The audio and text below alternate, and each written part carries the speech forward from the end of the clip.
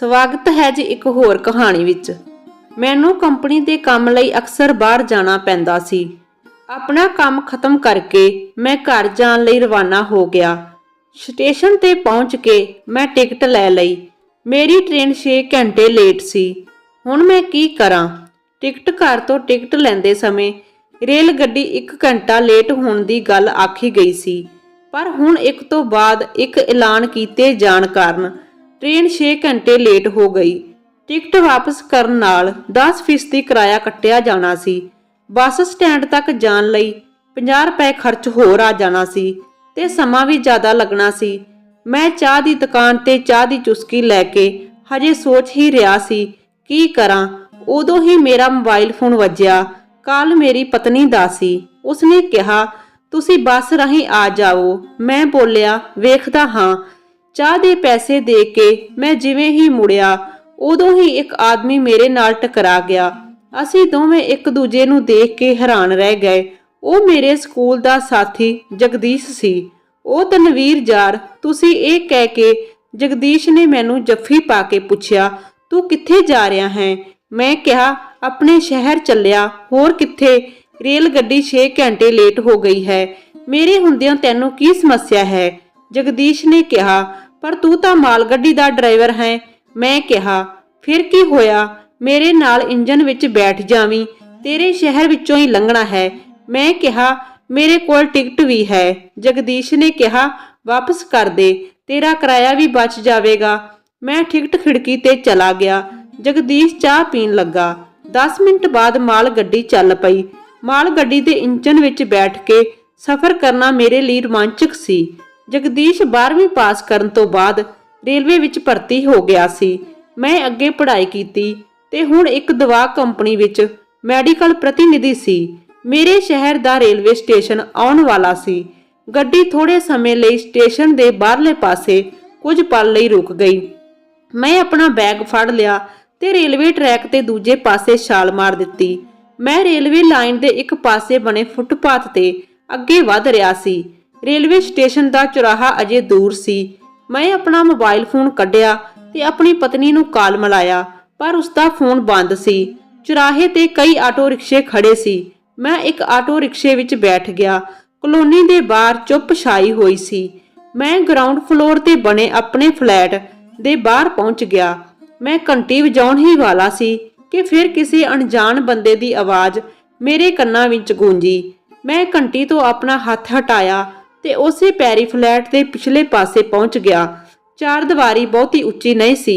मैं कंध टप के अंदर चला गया ते चुपचाप बैडरूम की पिछली खिड़की तो अंदर झाकिया तां मैं हैरान रह गया। अंदर मेरी पत्नी मेरे एक दोस्त नाल मस्ती कर रही सी। मैं कुछ देर अंदर दा नज़ारा देखदा रहा, फिर हौली हौली अपनी पिठ चारदीवारी दे नाल ला के पिछे खड़ा हो गया। मैं कदे सुपने विच भी अजिहा नहीं सोचिया सी। मैं सुभाਅ दा बहुत सीधा साधा सी। मेरी पत्नी बहुत सुंदर सी।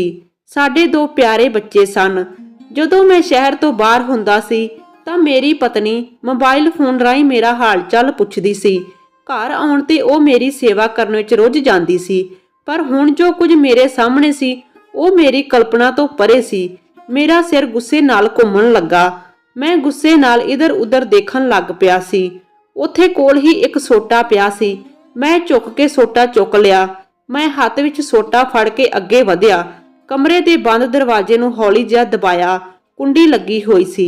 मैं मोढे नाल जोरदार झटका दिता तां दरवाजा खुल के एक पासे हो गया। मस्ती विच डुब्बे ओ दोवें घबरा के वख हो गए। मैं सोटा लैके अगे वधिया। मेरे दोस्त ने बैड तो छाल मारी ते मैनूं धक्का दे के बाहर भज गया। मेरी पत्नी डर नाल कंबदी हुई कमरे दे एक कोने विच खड़ी सी ते बोली मैनू ना मारना। मैं गुस्से नाल कहा इथों भज जा ते मेरी पत्नी भी कपड़े चुक के बाहर भज गई। मैं कुछ देर इधर उधर देखदा रहा, फिर मैं भी बाहर आ गया ते सोटा एक पासे रख दिता। मैं अपना बैग चुक्या ते अंदर ले आया। मेरे दोवें बच्चे सुत्ते पै सी। इन्ने मासूम बच्चियां दी मां अपने पति दे दोस्त नाल मस्ती कर रही सी। पता नहीं ये किन्ने चिर दा सिलसिला चल रहा सी। इस तो बाद ओही होया जिस दा डर सी। मेरा मेरी पत्नी नाल तलाक हो गया ਤੇ ਬੱਚਿਆਂ ਦੀ ਕਸਟਡੀ ਪਤਨੀ ਨੂੰ ਮਿਲ ਗਈ। ਮੈਂ ਉਸ ਨੂੰ ਖਰਚਾ ਦੇਣ ਲਈ ਰਾਜੀ ਹੋ ਗਿਆ ਤੇ ਹਰ ਮਹੀਨੇ ਇੱਕ ਨਿਸ਼ਚਿਤ ਰਕਮ ਦਾ ਚੈੱਕ ਉਸ ਨੂੰ ਭੇਜਦਾ ਸੀ। ਇੱਕ ਦਿਨ ਮੈਂ ਫਲੈਟ ਵੇਚ ਦਿੱਤਾ ਤੇ ਦੂਜੇ ਸ਼ਹਿਰ ਵਿੱਚ ਰਹਿਣ ਲੱਗ ਪਿਆ। ਮੈਂ ਤਰੱਕੀ ਕਰਕੇ ਮੈਨੇਜਰ ਬਣ ਗਿਆ ਸੀ। ਕੰਪਨੀ ਦੇ ਮਾਲਕ ਰਾਹੁਲ ਦੀ ਗੈਰ ਮੌਜੂਦਗੀ ਵਿੱਚ ਉਸ ਦੀ ਪਤਨੀ ਰਾਣੀ ਕਦੇ-ਕਦੇ ਦਫ਼ਤਰ ਆ ਕੇ ਕੰਮ ਸੰਭਾਲ ਲੈਂਦੀ ਸੀ। ਹੌਲੀ-ਹੌਲੀ ਉਹ ਮੇਰੇ ਨਾਲ ਚੰਗੀ ਤਰ੍ਹਾਂ ਜਾਣੂ ਹੋ ਗਈ। ਤਨਵੀਰ, ਤੇਰਾ ਤਲਾਕ ਹੋ ਗਿਆ ਹੈ, ਤੁਸੀਂ ਦੁਬਾਰਾ ਵਿਆਹ ਕਿਉਂ ਨਹੀਂ ਕਰ ਲੈਂਦੇ? ਇੱਕ ਸ਼ਾਮ ਨੂੰ ਦਫ਼ਤਰ ਦਾ ਕੰਮ ਖਤਮ ਹੋਇਆ ਤਾਂ ਰਾਣੀ ਨੇ ਪੁੱਛਿਆ। ਬਸ ਮੇਰਾ ਦਿਲ ਨਹੀਂ ਮੰਨਦਾ, ਮੈਂ ਕਿਹਾ। ਇਕੱਲਾ ਕਦੋਂ ਤੱਕ ਰਹੇਗਾ? ਰਾਣੀ ਨੇ ਫਿਰ ਪੁੱਛਿਆ। ਮੈਂ ਚੁੱਪ ਰਿਹਾ। ਮੇਰਾ ਉਦਾਸ ਚਿਹਰਾ ਰਾਣੀ ਨੇ ਆਪਣੇ ਹੱਥਾਂ ਵਿੱਚ ਲਿਆ ਤੇ ਮੇਰਾ ਮੱਥਾ ਚੁੰਮ ਲਿਆ। ਮੈਂ ਹੈਰਾਨੀ ਨਾਲ ਖੜਾ ਉਸ ਵੱਲ ਦੇਖਦਾ ਰਿਹਾ। ਮੇਰੀ ਪਤਨੀ ਦੇ ਮੁਕਾਬਲੇ ਰਾਣੀ ਭਾਰੇ ਸਰੀਰ ਤੇ ਸਾਵਲੇ ਰੰਗ ਦੀ ਸੀ ਤੇ ਉਸ ਦੀਆਂ ਅੱਖਾਂ ਕਾਮ ਵਾਸਨਾ ਨਾਲ ਭਰੀਆਂ ਹੋਈਆਂ ਸੀ। ਰਾਣੀ ਨੇ ਮੇਰੀ ਤੁਲਨਾ ਆਪਣੇ ਪਤੀ ਨਾਲ ਕੀਤੀ। ਇੱਕ ਪਾਸੇ 30 ਸਾਲ ਦਾ ਨੌਜਵਾਨ ਤੇ ਦੂਜੇ ਪਾਸੇ 55 ਸਾਲ ਦਾ ਇੱਕ ਅਧਖੜ ਉਮਰ ਦਾ ਆਦਮੀ ਸੀ। ਮੈਨੂੰ ਇੱਕ ਔਰਤ ਦੀ ਲੋੜ ਸੀ ਤੇ ਰਾਣੀ ਨੂੰ ਆਪਣੀ ਸੰਤੁਸ਼ਟੀ ਲਈ ਇੱਕ ਨੌਜਵਾਨ ਮਰਦ ਦੀ। ਥੋੜੇ ਦਿਨਾਂ ਵਿੱਚ ਹੀ ਸਾਡੇ ਵਿਚਲੀਆਂ ਸਾਰੀਆਂ ਦੂਰੀਆਂ ਮਿਟ ਗਈਆਂ। ਰਾਹੁਲ ਕਈ ਕੰਪਨੀਆਂ ਦਾ ਮਾਲਕ ਸੀ। ਉਹ ਜ਼ਿਆਦਾਤਰ ਕੰਮ ਦੇ ਸਿਲਸਿਲੇ ਵਿੱਚ ਬਾਹਰ ਹੀ ਰਹਿੰਦਾ ਸੀ। ਰਾਣੀ ਉਸ ਦੀ ਗੈਰ ਮੌਜੂਦਗੀ ਵਿੱਚ ਕੰਮ ਸੰਭਾਲਦੀ ਸੀ। ਉਸ ਦੇ 2 ਬੱਚੇ ਸਨ ਜੋ ਇੱਕ ਬੋਰਡਿੰਗ ਸਕੂਲ ਵਿੱਚ ਪੜ੍ਹਦੇ ਸਨ। ਮੁੰਬਈ ਵਿੱਚ ਇੱਕ ਵੱਡੀ ਕੰਪਨੀ ਦੀ ਮੀਟਿੰਗ ਖਤਮ ਹੋਈ ਸੀ। ਰਾਹੁਲ ਦੇ ਸਕੱਤਰ ਨੇ ਟਰੈਵਲ ਏਜੰਟ ਨੂੰ ਫੋਨ ਕੀਤਾ ਤਾਂ ਟਰੈਵਲ ਏਜੰਟ ਨੇ ਕਿਹਾ, ਮਾਫ ਕਰਨਾ ਸਰ, ਕੱਲ ਸਵੇਰ ਤੋਂ ਪਹਿਲਾਂ ਕਿਸੇ ਵੀ ਫਲਾਈਟ ਵਿੱਚ ਸੀਟ ਨਹੀਂ ਹੈ, ਇਸ ਲਈ ਰਾਹੁਲ ਆਪਣੇ ਹੋਟਲ ਵਿੱਚ ਚਲਾ ਗਿਆ। ਰਾਣੀ ਨੇ ਉਸ ਨੂੰ ਫੋਨ ਕਰਕੇ ਪੁੱਛਿਆ, ਕੀ ਤੁਸੀਂ ਘਰ ਆ ਰਹੇ ਹੋ? ਰਾਹੁਲ ਨੇ ਜਵਾਬ ਦਿੱਤਾ, ਕੱਲ ਸਵੇਰੇ ਮੈਂ ਆਵਾਂਗਾ। ਅਜੇ ਰਾਹੁਲ ਹੋਟਲ ਵਾਲੇ ਕਮਰੇ ਵਿੱਚ ਦਾਖਲ ਹੋਇਆ ਸੀ ਜਦੋਂ ਟਰੈਵਲ ਏਜੰਟ ਦਾ ਫੋਨ ਆ ਗਿਆ। ਸਰ, ਇੱਕ ਆਦਮੀ ਨੇ ਆਪਣੀ ਸੀਟ ਕੈਂਸਲ ਕਰਵਾਈ ਹੈ, ਤੁਸੀਂ ਅੱਧੇ ਘੰਟੇ ਵਿੱਚ 에ਅਰਪੋਰਟ ਆ ਜਾਣਾ। ਰਾਹੁਲ ਤੁਰੰਤ 에ਅਰਪੋਰਟ ਪਹੁੰਚ ਗਿਆ। 2 ਘੰਟੇ ਬਾਅਦ ਉਹ ਆਪਣੇ ਸ਼ਹਿਰ ਵਿੱਚ ਸੀ। ਰਾਹੁਲ ਨੇ ਆਪਣਾ ਮੋਬਾਈਲ ਫੋਨ ਕੱਢਿਆ, ਫਿਰ ਮਨ ਬਦਲ ਲਿਆ ਤੇ ਸੋਚਿਆ ਕਿ ਹੁਣ ਅੱਧੀ ਰਾਤ ਡਰਾਈਵਰ ਨੂੰ ਤਕਲੀਫ ਕਿਉਂ ਦੇਵਾਂ। ਇਸ ਲਈ ਉਹ ਟੈਕਸੀ ਲੈ ਕੇ ਘਰ ਪਹੁੰਚ ਗਿਆ। ਉਹਨਾਂ ਨੇ ਮੇਰੀ ਕਾਰ ਉੱਥੇ ਖੜੀ ਵੇਖੀ ਤਾਂ ਉਹ ਹੈਰਾਨ ਰਹਿ ਗਏ। ਰਾਹੁਲ ਨੇ ਆਲੇ ਦੁਆਲੇ ਦੇਖਿਆ, ਫਿਰ ਉਹ ਆਪਣੇ ਘਰ ਦੇ ਪਿਛਲੇ ਪਾਸੇ ਪਹੁੰਚ ਗਿਆ। ਇੱਕ ਕਾਰ ਉਸਦੇ ਘਰ ਦੇ ਪਿੱਛੇ ਕੰਧ ਨਾਲ ਖੜੀ ਸੀ। ਉਹ ਉਸਦੀ ਛੱਤ ਤੇ ਚੜ ਗਿਆ ਤੇ ਫਿਰ ਕੰਧ ਤੋਂ ਛਾਲ ਮਾਰ ਦਿੱਤੀ। ਜਿਵੇਂ ਹੀ ਉਸਨੇ ਛਾਲ ਮਾਰੀ ਤਾਂ ਪਾਲਤੂ ਕੁੱਤਾ ਭੌਂਕਿਆ, ਫਿਰ ਮਾਲਕ ਨੂੰ ਪਛਾਣ ਕੇ ਚੁੱਪ ਹੋ ਗਿਆ ਤੇ ਉਸਦੇ ਪੈਰਾਂ ਵਿੱਚ ਲੇਟਣ ਲੱਗਾ। ਰਾਹੁਲ ਬੈਗ ਲੈ ਕੇ ਪਿਛਲੇ ਕਮਰੇ ਦਾ ਦਰਵਾਜ਼ਾ ਖੋਲ ਕੇ ਅੰਦਰ ਆ ਗਿਆ। ਉਸਨੂੰ ਉੱਪਰਲੀ ਮੰਜ਼ਿਲ ਤੇ ਬਣੇ ਕਮਰੇ ਵਿੱਚੋਂ ਹੱਸਣ ਦੀ ਆਵਾਜ਼ ਆਈ। ਉਹ ਹੌਲੀ-ਹੌਲੀ ਪੌੜੀਆਂ ਚੜ੍ਹ ਕੇ ਉੱਪਰ ਪਹੁੰਚ ਗਿਆ। ਖਿੜਕੀ ਵਿੱਚੋਂ ਅੰਦਰ ਵੇਖਿਆ ਤਾਂ ਬੈੱਡ ਤੇ ਮੇਰੇ ਨਾਲ ਉਸਦੀ ਪਤਨੀ ਰਾਣੀ ਮਸਤੀ ਕਰ ਰਹੀ ਸੀ। ਹੁਣ ਕੀ ਕਰੇ? ਦੋਵਾਂ ਨੂੰ ਰੰਗੇ ਹੱਥ ਫੜੇ। ਨਤੀਜਾ ਸਾਫ਼ ਸੀ ਕਿ ਵਿਆਹ ਦਾ ਟੁੱਟਣਾ। ਮੈਨੂੰ ਤਾਂ ਕਿਤੇ ਹੋਰ ਵੀ ਨੌਕਰੀ ਮਿਲ ਜਾਵੇਗੀ ਤੇ ਪਤਨੀ ਗੁਜ਼ਾਰਾ ਕਰਨ ਲਈ ਪਤੀ ਤੋਂ ਖਰਚਾ ਲੈ ਕੇ ਕਿਤੇ ਹੋਰ ਸੈਟਲ ਹੋ ਜਾਵੇਗੀ ਤੇ ਉਮਰ ਦੇ ਇਸ ਪੜਾਅ ਤੇ ਉਹ ਖੁਦ ਕੀ ਕਰੇਗਾ? ਕੀ ਉਹ ਦੁਬਾਰਾ ਵਿਆਹ ਕਰੇਗਾ? ਜੇ ਦੂਜੀ ਪਤਨੀ ਵੀ ਇਸ ਤਰ੍ਹਾਂ ਦੀ ਨਿਕਲੀ ਤਾਂ ਕੀ ਹੋਵੇਗਾ? ਉਹ ਹੌਲੀ-ਹੌਲੀ ਪਿੱਛੇ ਹਟ ਗਿਆ ਤੇ ਦੂਜੇ ਕਮਰੇ ਵਿੱਚ ਜਾ ਕੇ ਕੁਰਸੀ ਉੱਤੇ ਬੈਠ ਗਿਆ। ਦੂਜੇ ਪਾਸੇ ਜਦੋਂ ਵਾਸਨਾ ਦੀ ਲਹਿਰ ਸ਼ਾਂਤ ਹੋਈ ਤਾਂ ਮੈਂ ਤੇ ਰਾਣੀ ਇੱਕ ਦੂਜੇ ਤੋਂ ਵੱਖ ਹੋ ਗਏ। ਰਾਣੀ ਨੇ ਪੁੱਛਿਆ, ਕੀ ਤੁਹਾਡੀ ਪਤਨੀ ਨੇ ਦੁਬਾਰਾ ਵਿਆਹ ਕਰ ਲਿਆ ਹੈ? ਮੈਂ ਕਿਹਾ, ਨਹੀਂ। ਉਹ ਬੋਲੀ, ਕਿਉਂ? ਮੈਂ ਬੋਲਿਆ, ਜੇ ਔਰਤ ਬਦਨਾਮ ਹੋ ਜਾਵੇ ਤਾਂ ਦੁਬਾਰਾ ਘਰ ਵਸਾਉਣਾ ਔਖਾ ਹੈ। ਉਸਨੇ ਕਿਹਾ, ਮਰਦ? ਮੈਂ ਕਿਹਾ, ਮਰਦ ਤੇ ਬਦਨਾਮੀ ਦਾ ਕੋਈ ਅਸਰ ਨਹੀਂ ਹੁੰਦਾ। ਤਾਂ ਤੁਸੀਂ ਦੁਬਾਰਾ ਵਿਆਹ ਕਿਉਂ ਨਹੀਂ ਕੀਤਾ? ਮੈਨੂੰ ਹੁਣ ਕਿਸੇ ਵੀ ਔਰਤ ਤੇ ਭਰੋਸਾ ਨਹੀਂ ਹੈ। ਇਸ ਤੇ ਰਾਣੀ ਮੇਰੇ ਵੱਲ ਇੱਕ ਟੱਕ ਵੇਖਣ ਲੱਗੀ। ਰਾਹੁਲ ਨਾਲ ਵਾਲੇ ਕਮਰੇ ਵਿੱਚ ਬੈਠਾ ਸਾਡੀ ਗੱਲਬਾਤ ਸੁਣ ਰਿਹਾ ਸੀ। ਮੇਰੇ ਜਵਾਬ ਨੇ ਰਾਣੀ ਦਾ ਮੂਡ ਖਰਾਬ ਕਰ ਦਿੱਤਾ ਸੀ। ਮੈਂ ਉਸ ਨਾਲ ਸਰੀਰਕ ਸੰਬੰਧ ਬਣਾ ਸਕਦਾ ਸੀ, ਪਰ ਮੈਂ ਉਸ ਨੂੰ ਵਫਾਦਾਰ ਸਾਥੀ ਨਹੀਂ ਸਮਝ ਰਿਹਾ ਸੀ। ਇਸ ਦੌਰਾਨ ਰਾਹੁਲ ਨੇ ਸ਼ਰਾਰਤ ਬਾਰੇ ਸੋਚਿਆ। ਉਸਨੇ ਆਪਣਾ ਮੋਬਾਈਲ ਫੋਨ ਕੱਢਿਆ, ਆਪਣੀ ਪਤਨੀ ਦਾ ਨੰਬਰ ਡਾਇਲ ਕੀਤਾ ਤੇ ਧੀਮੀ ਆਵਾਜ਼ ਵਿੱਚ ਕਿਹਾ, ਮੈਂ 에ਅਰਪੋਰਟ ਤੇ ਹਾਂ। ਦੂਜੀ ਫਲਾਈਟ ਵਿੱਚ ਸੀਟ ਮਿਲ ਗਈ ਸੀ। ਮੈਂ 10 ਮਿੰਟਾਂ ਵਿੱਚ ਘਰ ਪਹੁੰਚ ਜਾਵਾਂਗਾ, ਰਾਣੀ ਨੇ ਮੈਨੂੰ ਦੱਸਿਆ।